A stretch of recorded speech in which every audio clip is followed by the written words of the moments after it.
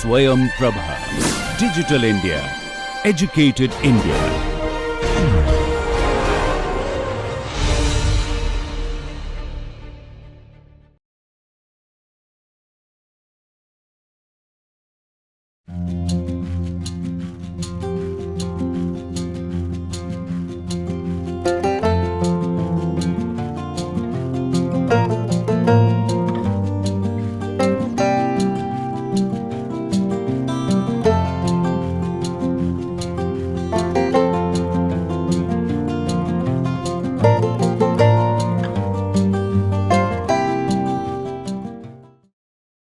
In today's class, we will discuss the last folk art form that I wanted to discuss for this course. From next class onwards, we will see how folk arts and science and technology can be brought together to have a meaningful dialogue.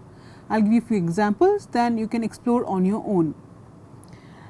So, in today's class, let us discuss Sohrai art form and its technique. The women of farming communities of Hazaribagh district of Jharkhand keeps alive a vibrant tradition of mural painting practiced as a ritual art form known as Sohrai. So, this is like other folk art form that we have discussed previously. This is also a form of mural painting. The women of the Hazaribagh area district of Jharkhand, they have this tradition of decorating the house walls with colorful murals, and this is called Sohrai art form. And we will see in the later part that Sohrai can be of two parts, one when during the marriages it is called Kobar, and the other during the harvest festival, and it is called Sohrai. Sohrai is the art of harvest festival in autumn using red, black, yellow and white earth. In Hazaribagh, within a small distance there are strikingly different painted village houses. Each village belongs to a different community or tribe, hence their motive and style of drawings are different. So, we see that every community has its own style of drawing. So, if you travel to across Hazaribagh area, you will see that villages are painted in different way. That is to say that each village is inhabited by a particular tribe or a particular community, and they have a specific style of painting. By looking at their painting, you can make out which tribe they belong to. Large images are painted with twigs on the walls, bulls, horses with riders, wild animals, trees, lotuses, peacocks and horned deities. Sohrai painting are considered to be good luck painting. Like we have seen in Gond art also, that looking at an image, the belief is that looking at a good image brings you good luck. Same is for the Sohrai painting. It is believed that if you look at the painting, it will bring you good luck. So, this is an example of a Sohrai painting. Look at the way the peacock is drawn just by using three colors. The outline is done by black, the body is yellow and red. Look at the way the body of the peacock is painted, the tail, the flowers, the petals, the leaves around them. So, this is the typical Sohrai painting. Peacock is an important motif of Sohrai painting. So, this is how the Sohrai painting is done in the villages. Large murals are drawn across the entire walls of the houses. The belief: according to an ancient mythology, Marang Buru, god of mountain, Zahir Ayo, goddess of forest, and the elder sister of the Santhal, descended on earth from heaven to pay a visit to their brothers. To honor this event, the harvest festival is celebrated at this time. The women of the house clean their houses and decorate the walls with murals of Sohrai art. So, it is believed that the gods, when they descended to earth to meet their relatives, to welcome them, this event was celebrated. They observe the harvest festival, and also the women of the house decorate their houses with colorful murals, and this is how the Sohrai art originated. This is the belief that they think to be true. The women, this art form has thus been continuing since ancient times, around 10,000 BC to 4000 BC onwards. So, it is believed that it is as old as 10,000 BC to 4000 BC. Since then, this practice of painting the house walls with these large murals have been continuing within the communities of Jharkhand area.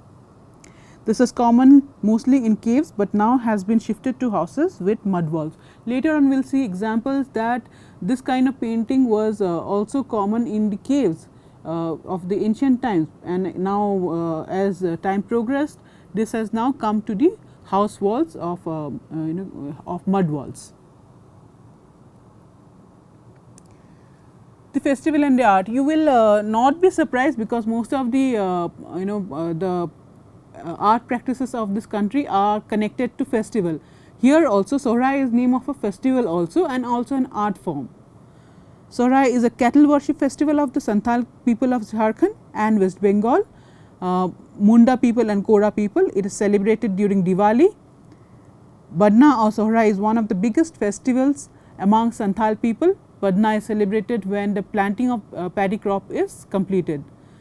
This is another festival where after the people have sowed the crops, then this festival is celebrated, whereas Sohrai is celebrated after the harvest is done and the people's houses are full of grains. Sohrai art is practiced by the Kurmi and the Prajapati tribes of Hazaribagh during the same time when Hindus celebrate Diwali. In this 2 days festival, the cattle and their god Pashupati are worshipped to ensure the fertility of the land and the subsequent harvest. Village paintings on walls are considered auspicious symbols related to fertility and fecundity. That is, these are symbols of fertility and signs that one would be blessed with lots of offsprings. The two major stylistic divisions are based on harvest and marriage seasons. Kobar refers to the decoration of the marriage chambers, and Sohrai is the harvest painting on the mud houses, repairing it after the rains and offering a thanksgiving to the forces of nature. So, Kobar, as I told you, Sohrai art is has two variations. One is called the Kobar, which is done during the marriage time, and the chambers of the newlywed is decorated with colorful murals. This is called Kobar, and it is supposed to be blessing the couple with lots of offsprings and fertility. Whereas Sohrai is also the other form is the Sohrai, which is done during the harvest time, and praying for good crops. So, these are the two variations you find in Sohrai art. In preparation of the festival, the women of the community repaired mud walls, floors, and decorate the walls with their stunning traditional art. The decoration has been completed has to be completed by the eve of the festival. So, before the festival begins, the decoration or the entire cleaning and painting of with this beautiful mural has to be completed. The distinctive Sohrai art painted on the mud wall is a matriarchal tradition handed down from mothers to daughters. This art form is monochromatic as well as extremely colorful. So, one should pay attention that this form is matriarchal, that is the women of the community only take part, and it is handed down from the mothers to the daughters. And as most of the folk art forms, they are not formally learned, but they are learned by observation. The mothers would be doing it, the daughters would be observing it, and this is how they learn, and they carry on the traditions from generations to generations. So, it can be monochromatic, that is it can have only one color, or it can have lots of colors, it can be colorful also. So, these are the two forms. On the left side you see entirely colorful paintings, and on the right side you see just a usage of just the red color, red brick color. So, there are two variations, it can be colorful using various colors, and or the usage of only one color. So, like in other folk art paintings, even here the colors are obtained from whatever is obtained, whatever is available in the nature, and here natural ochre colors make up the palette. Kali matti, that is manganese black, is used for the black color. Dudhi matti, charak matti for white or white mud is used for the white color. Lal matti or geru red oxide, and pila matti yellow ochre. So, this like whatever is naturally available, what is found in abundance around them is used. So, the traditional art forms do not do not use exotic material, do not import any material that is not found around them. They only use the things that are found around them and are easily available. The walls are coated with a layer of white mud, and while the white layer is still wet, they draw with their fingertips or with broken pieces of combs or with chewed sal wood toothsticks. That is that one, that is which is used for brushing the teeth. So, what they do is first they coat the walls with a white layer, white mud. Then when the mud is still wet, they start the painting. They draw the first lines with the fingertips, or the comb is very important in this form of painting. The comb that the women use ordinarily at their homes. This is also employed to make the figures of this painting, or they can even use the sal. The sal is the commonly found tree around this area. They chew the tip of the sal wood to make it like a brush, and they use this kind of brush for painting. Or they can also use the naturally obtained herbs that is used for brushing the teeth, that is also used for as a brush to paint this painting. The designs are also painted using cloth swabs daubed in different earth colors. So, they may also use cloth swabs to draw the paintings. So, this is how it looks. The entire walls are filled with the paintings. This is another example. Even the inner walls are painted. The inner walls are mostly painted during the marriage season, marriage time. That is, the kobar is mostly painted inside the walls of the hall of the house. Styles and technique. There are two major stylistic division based on the marriage and harvest season. As we already said that there can be two types. One is the kobar, it is specifically known as kobar, which is done during the marriage time, and one is the sohrai, which is done during the harvest time. While the four major painting techniques include scrapping with four fingers, they use 4 fingers and they scrap the walls to make the figures. Scrapping with broken pieces of combs, that I told you that women which they generally use comb for brushing their hair, they even employ that comb for making these figures. Twig brush and cloth swab. So, there are 4 types, in 4 ways you can do, by using your fingers or using the comb or using twigs or even with cloth swabs. 4 ways that the paintings can be done. So, this is an example of the kobar style, that is as I told you, the marriage halls, the inside of the inside walls of the houses are painted during the wedding. Entire room is filled with this kind of painting. This is a example of a kobar style, and this is a example of the sohrai painting. Here mostly flora and fauna are used, are drawn. Just observe the cattle that is drawn, the peacock, the flora. So, these are the 2 types of sohrai painting. These wall paintings are considered auspicious and closely related to fertility and offspring. The Sohrai art celebrates fertility in the harvest, where the walls are painted with animal motifs. Even if you see that though there are 2 forms, as I said, one is the kobar and one is the Sohrai, but it is actually celebrating fertility. That is the during the marriage time, to bless the couple, this paintings are done, so that they are blessed with lots of offsprings. That is a sign of fertility. And also after harvest, when you see that there is lots of crop, that is also a sign of fertility of the land. So, Sohrai art is done to celebrate both the fertility of the women and also the mother earth. Popular Sohrai motifs are animals, birds, lizards, elephants and Pashupati, the creator of all animals. So, Pashupati is a deity of this community and they revere him as the creator of all animals, who is usually riding on the back of an animal. So, they usually draw Pashupati riding an animal. So, this is also an important motif. The elephant is also a symbol of paddy clan and an auspicious symbol connected with the harvest. So, before some slides we have seen that the elephant is also drawn. Elephant is also connected to the belief of that it is related to the people who sow paddy or who cultivate paddy. So, an elephant is also an important motif in the Sohrai painting.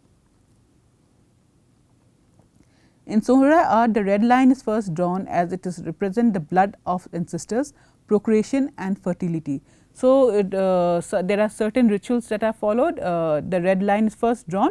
This symbolizes the blood of the ancestors, procreation and fertility. So, there are various meanings to the red line. One is that it is thought to be the blood of their ancestors who have passed away, or it might also symbolize the procreation, because it is related to blood and fertility. The next line is black, which signifies eternal death stone and mark of God Shiva. So, God Shiva is also one of the deities, and the second line is for God Shiva, and it is the color black. The next all encompassing outer lines stand in their traditional values of protection, fidelity and chastity. So, there is the outer lines that is drawn after that, and they symbolize protection and fidelity and chastity. These are very important values within the community. The white is painted with the last year's rice grounded with milk into gruel. This represents food. The white is also done, the white line represents food. So, it is sometimes done with the last year's food, which is mixed with milk. So, this so as you see that this is a ritualistic painting also. The lines carry a lot of meaning for the community, and is also done in certain fashion. It is done in certain order. So, we briefly said that the predecessors of the Sohrai painting can be found in the caves, and it is said that the Sohrai paintings are derived from the cave paintings.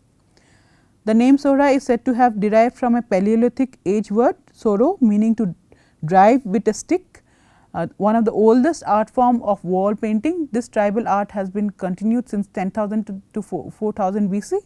It is said that to be following up the similar patterns and styles once used to create isko and other rock art in the region like Satpahar in Hazaribagh district.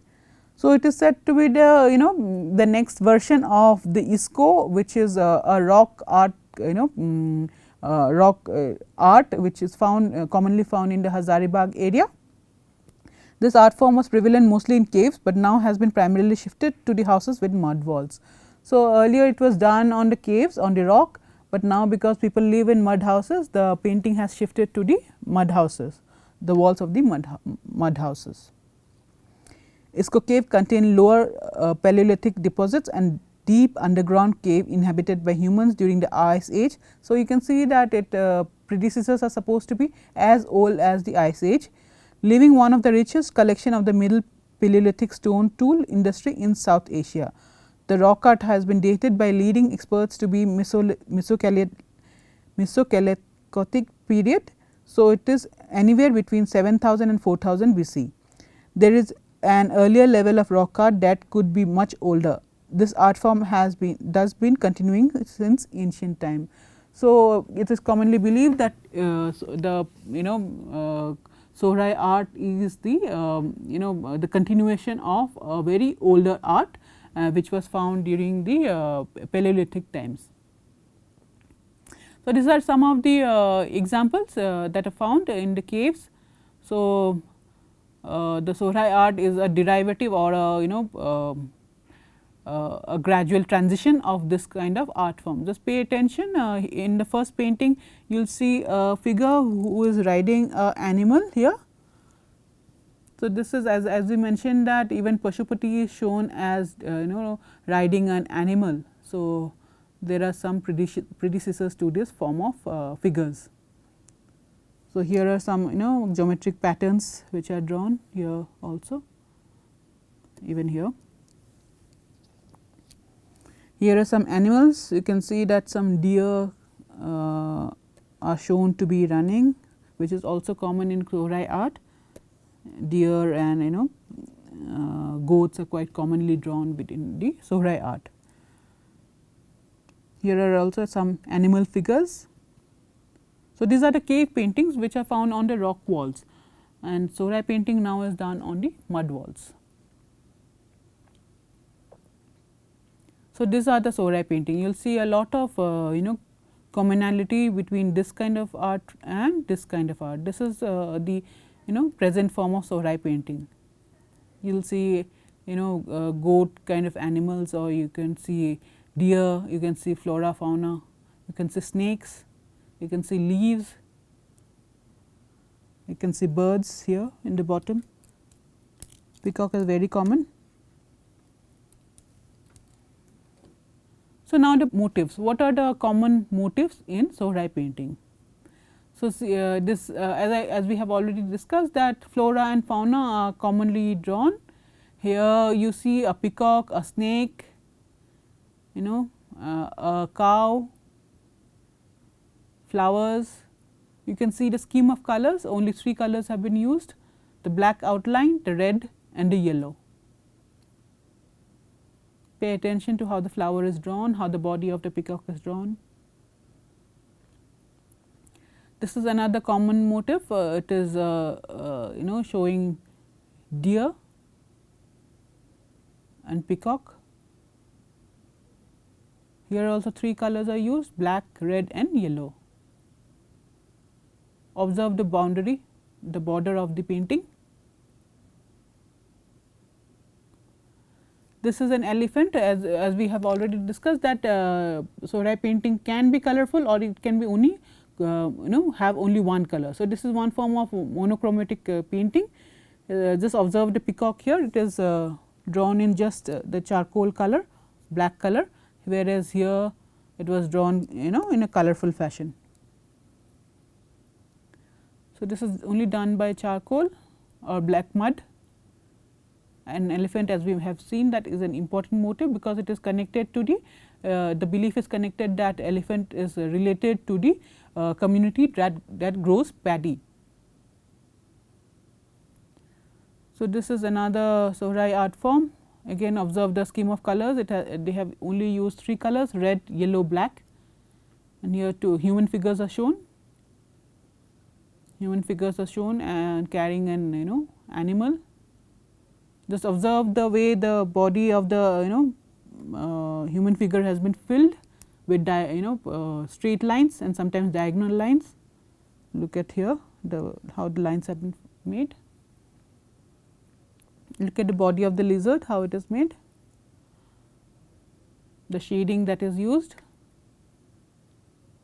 and also you can see that this parts are totally filled. They and some parts are made lines are made to fill the figures, but sometimes the entire color is used to fill the figures.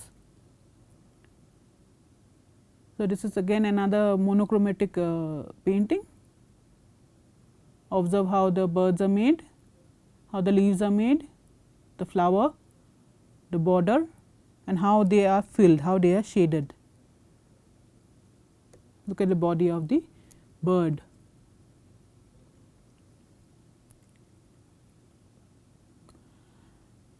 So, friends, for this course I wanted to discuss 5 folk art, the techniques of 5 folk art in details, so that you have an idea that how the variations in the folk art paintings of this country. There are variations, but as well as there are some certain kind of continuity. You will find some common features in all the folk art forms of the country. So far we have discussed 5 art forms, including today, that is the Madhubani, Worli, Gond, Chittara and Sohrai. So, let us quickly have a recap of what we have discussed so far. So, Madhubani art form was the first one that we had discussed, as we have seen that it is a art form of the Madhubani area of Bihar, and these are its features. They are either floor painting, adipana or wall murals called kobar, done during festivals and important occasions, primarily a women's art and a spiritual practice, passed on from generation after generation by observation and learning. Mythological events, creations and fertility, social activities, festivities, geometric patterns and natural elements are the central theme. Natural colors from rice powder, flowers, soil, stone etc. are used to draw with twigs, fingers or matchsticks. So, this is about the Madhubani painting, and it can be of three forms, as we have seen earlier. Bharni, Kachni, Geru are the different forms. This is Varli, which is from Maharashtra. We discussed this form also. Varli art used basic geometric shapes for depicting symbols of life and the world around. Three basic shapes commonly used are the circle, the triangle and the square. In rare cases, the paintings are composed of straight lines, mostly occurs in form of dots and dashes. There is absence of mythological or religious figures. This is very typical of Varli painting, that in other folk art paintings you might see mythological characters, but here it is very rare or none. The theme of Varli art encompasses social life, nature, death, birth and fertility. A common depiction involves circular patterns without any beginning or an end, possibly hinting at eternal life after death. So, circle is used to show the eternal life cycle, the life after death. Originally, these paintings were made on the walls of the huts of the tribal people. It was the women who made these paintings, like in Madhubani. This is also a women based art. They used white paint prepared from rice powder. The paints were made sticky by adding a natural binder. Bamboo sticks were used as brushes. The paint was applied on walls that were made of red, brown or ochre mud. Then we discussed the Gond art of Madhya Pradesh, UP area, the central India. The history of the Gond community dates back to nearly 1400 years ago. It is believed that the Gond people could just be imitating their ancestors, as they are cave paintings in the region that go all the way back to the Mesolithic period. So, like the one that we discussed today, the Sohrai painting, the Gond art is also believed to be a derivation or a continuation of cave art, which was from the Mesolithic period. The Gond believed that weaving a good image begets good luck. This belief led them to decorate their walls as well as the floors of the houses with traditional tattoos and motifs. According to the Gond belief system, each and everything, whether it is hill, river, rock or a tree, is inhabited by a spirit and consequently it is sacred. So, they paint them as form of respect and reverence. Gond paintings are a reflection of humans' close connection with their natural surroundings. Gond paintings are described as on-line work. The artists draw the inner as well as outer lines with much care as possible. Lines are used in such a way that it conveys a sense of movement to the still images. Dots and dashes are added to impart a greater sense of movement and increase the amount of detail. Gond paintings use bright vivid colors such as white, red, blue and yellow. The paints are usually derived naturally from objects such as charcoal, colored soil, plant sap, leaves and even cow dung. More specifically, yellow from chuni mitti, which is type of local sand, brown from geru mitti, which is another type of sand, green is readily procured from leaves, while the color red is obtained from hibiscus flower. Gond painting bears a remarkable likeness to Aboriginal art form from Australia, as both style use dots and create the paintings. So, that was about the Gond painting. Then we also discussed Chittara art form from Karnataka, from the Shimoga region of Karnataka. Chittara or Hase Chittara is a folk art practiced by the Divaru community in Shimoga, Sagar and Uttar Kannada district of Karnataka. The walls are colored with red mud found abundantly in the region, and designs are drawn in white paint derived from rice paste and white mud. The lines and patterns on these paintings each symbolize an aspect of nature or depict the religious, social, agricultural practices of the community. The stylized figures of Chittara painting are generally symbols of bride and groom, fertility, the sowing of the auspicious paddy, bird, trees, animals, etc. So, these are the common motifs in Chittara painting. Musicians play auspicious music, brides and grooms effect yogic poses or stand in conjugal harmony. So, these are the figures that are drawn in Chittara painting. The delicacy in its delineation and its repetitiveness. So, the repetitiveness is actually the beauty of the Chittara painting. The practice of drawing this art is accompanied by music and singing. Every situation and core depict on the wall has a relevant song. So, for every painting there is a relevant song that is sung during the painting is done. And finally, today we discussed the Sohrai art form from Hazaribagh area of Jharkhand. The women of farming community of Hazaribagh district of Jharkhand keeps alive a vibrant tradition of mural paintings practiced as a ritual art form known as Sohrai. Sohrai is the art of harvest festival in autumn using red, black, yellow and white earth. In Hazaribagh, within a small distance, there are strikingly different painted village houses. Each village belongs to a different community or tribe, hence the motives and styles of the drawings are different. Large images are painted with twigs on the walls, bull, horse and with riders, wild animals, trees, lotuses, peacock and horned deities. Sohrai paintings are considered to be good luck paintings. So, friends, we have seen 5 different art forms from the country, from India. Just observe the commonality between them and also the difference between them. You will see fine differences between them and certain kind of commonality also. So, just go through the slides, just reflect on them and think what are the differences and what are the similarities between the folk art forms within across the country. So, next class we will see how we can bring together the folk art forms of the country and science to have a meaningful dialogue. It is noble and a new kind of exploration. Let us see how what kind of results we derive from it. See you in the next class.